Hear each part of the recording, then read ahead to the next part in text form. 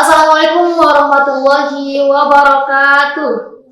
Sampurasun. Bismillah, walhamdulillah, assalatu wassalamu ala rasulillah wa ala alihi wa sahbihi wa mawalah amma ba'du. Bagaimana kabarnya hari ini teman-teman pemirsa Mutakin TV? Alhamdulillah senang sekali bisa menyapa kembali para pemirsa Mutakin TV bersama saya Adila di acara Bikin Cerdas, Bincang Mutakin Ceria dan Santai. Baik para pemirsa Mutakin TV, di sini saya tidak sendirian, saya ditemani oleh salah seorang mahasiswa yang menjadi ketua HMJ atau ketua himpunan mahasiswa jurusan.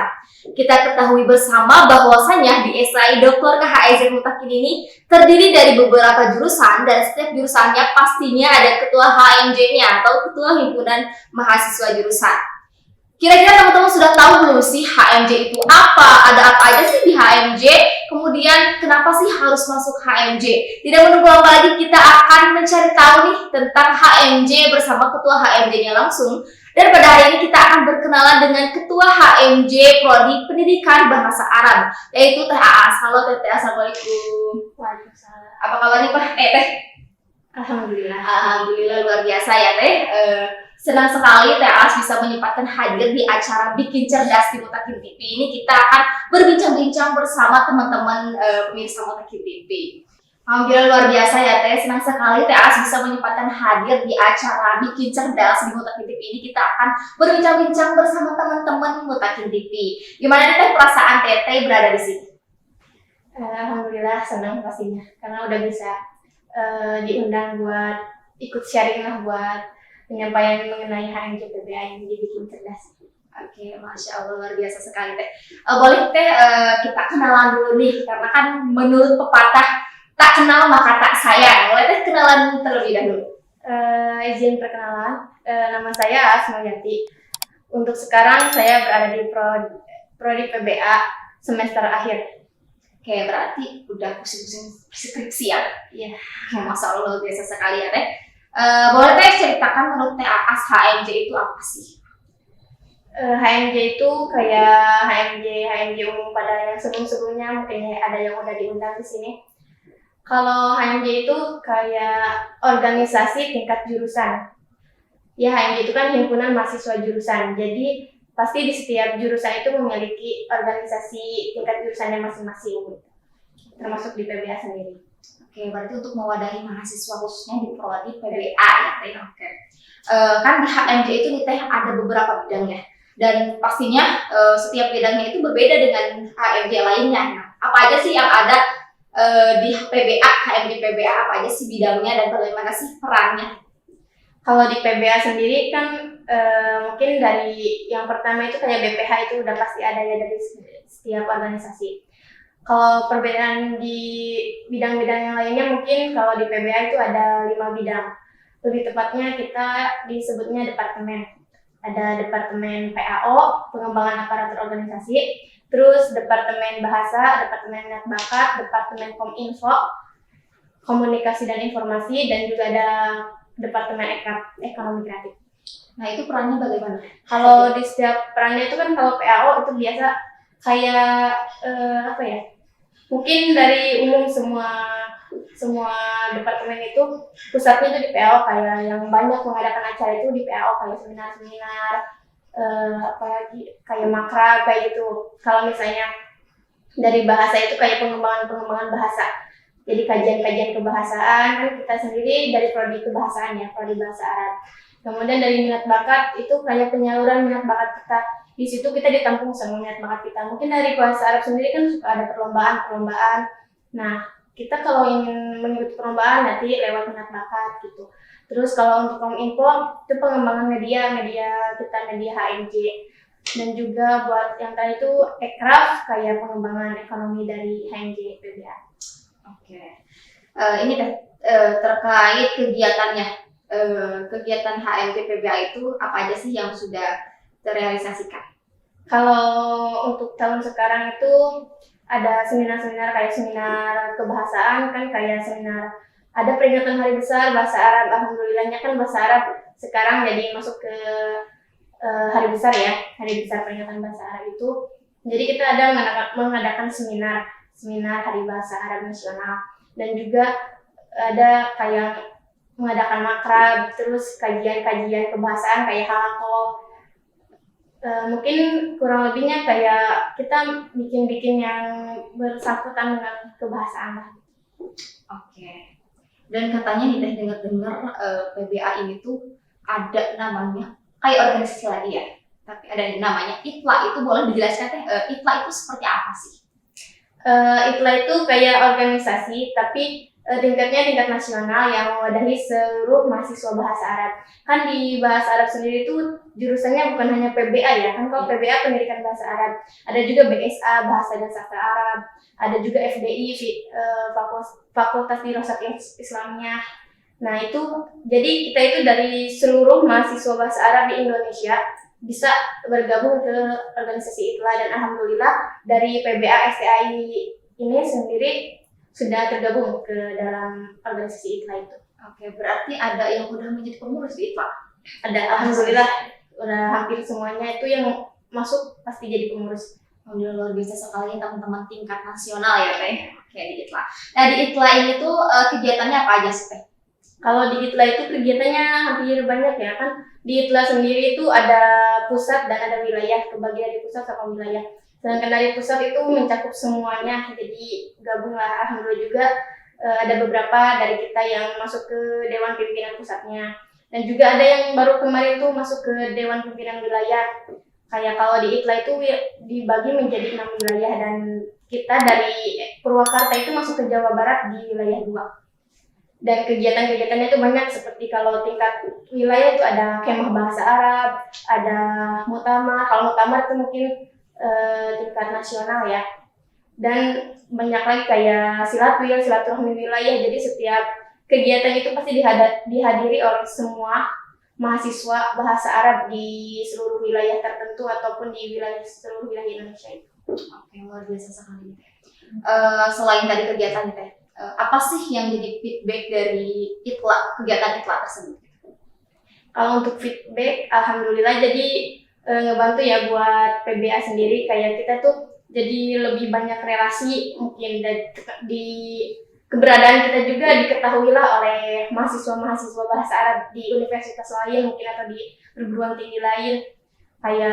Mungkin kayak kemarin kita ambil contoh dari akreditasi PBA, alhamdulillah kan sedikit membantu dari itulah adanya perlombaan mungkin dari kita ada yang menginginkan dan dapat juara, kan alhamdulillah jadi menambah nilai lah buat nilai akreditasi PBA sendiri. Ya alhamdulillah ya Teh. Ini Teh perihal kayak persyaratan nih. Siapa tahu kan teman-teman di prodi PBA ini ingin mengikuti HMJ tapi tidak tahu persyaratannya apa sih mengikuti HMJ gitu. Untuk persyaratannya itu umum seperti prodi lainnya apa gimana Teh? Kalau di PBA untuk tahun kemarin mungkin ya, dari pengalaman saya pribadi itu tidak ada persyaratan khusus untuk menjadi ketua ataupun masuk ke HMJ itu. Jadi lebih ke nanti kan di akhir kepengurusan pasti ada musyawarah jurusan ya. Itu pasti ditentukan di situ gimana untuk jadi ketua ataupun masuk ke HMJ itu adakah syarat atau ketentuan-ketentuan lainnya. Itu nanti dikembalikan lagi kepada mahasiswa atau pengurus HMJ lainnya untuk dimusyawarahkan kembali. Kalau misalnya di PBA sendiri sih lebih seringnya itu karena kita bersifatnya kekeluargaan ya, menjunjung tinggi kekeluargaan. Jadi jarang untuk mempunyai kualifikasi khusus buat seorang calon atau pengurus HMJ. Jadi bebas aja gitu ya, bebas aja gimana pengurusnya gitu. Ya. Dan untuk ini Teh, untuk menjadi pengurus ada nggak persyaratannya? Untuk menjadi pengurus HMJ, apa langsung masuk aja? Apakah ada interviewnya atau dan sebagainya?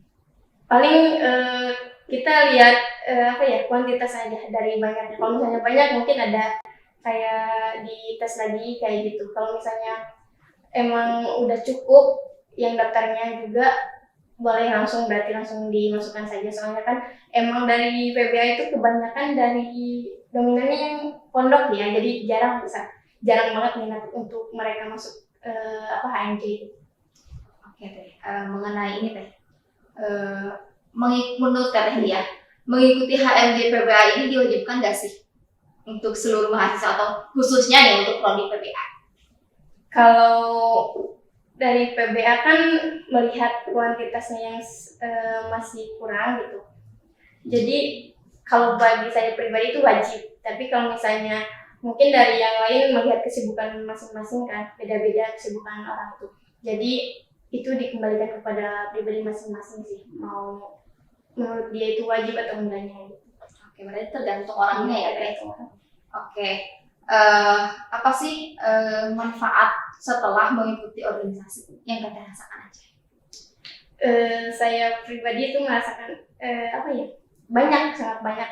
Kalau kita mengikuti organisasi itu kayak kalau di perkuliahan kan emang berapa persen gitu ya mendapatkan ilmu di perkuliahan itu, jadi lebih banyak di organisasi. Kalau misalnya di perkuliahan ya kita cuman cari ilmu biasa yang udah ada tertera gitu ya, ilmu atau mata kuliah yang ada.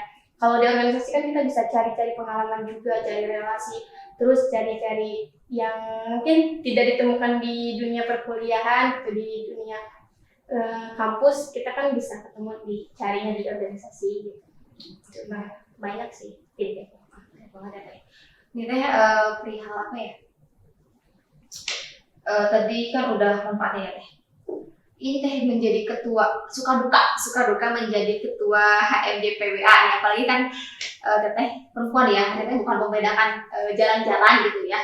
Apa sih suka dukanya, karena di dalam organisasi atau menjadi pemimpin itu enggak selamanya berjalan mulus gitu.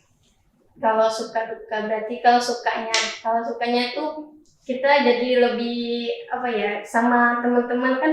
Kalau di kepengurusan itu beda-beda semester ya yang masuk, jadi kita lebih dekat sama mungkin sama adik tingkat atau kakak tingkat, itu jadi lebih dekat, terus lebih akrab juga. Kalau misalnya sama kakak tingkat yang udah lulus mungkin kita masih bisa akrab, komunikasi bisa masih berjalan tanpa ada rasa canggung atau gimana. Kalau misalnya dukanya dari kekompakan kan, kadang namanya orang-orang gitu ya, namanya manusia kan pasti beda-beda ya setiap orangnya. Jadi kita di dalam satu wadah disatukan, otomatis kita bakal beda-beda pola pikir atau gimana kan. Jadi pastinya kurang kompaknya ada, terus ya aktifnya kadang ngerasa kita sendiri aja nih yang aktif, ataupun yang lain masih sibuk dengan urusannya masing-masing gitu. Oke, berarti ini boleh tahu gak sih alasan Teteh kenapa sih memilih masuk ke program studi PBA? Kalau alasan masuk ke PBA ya alasannya?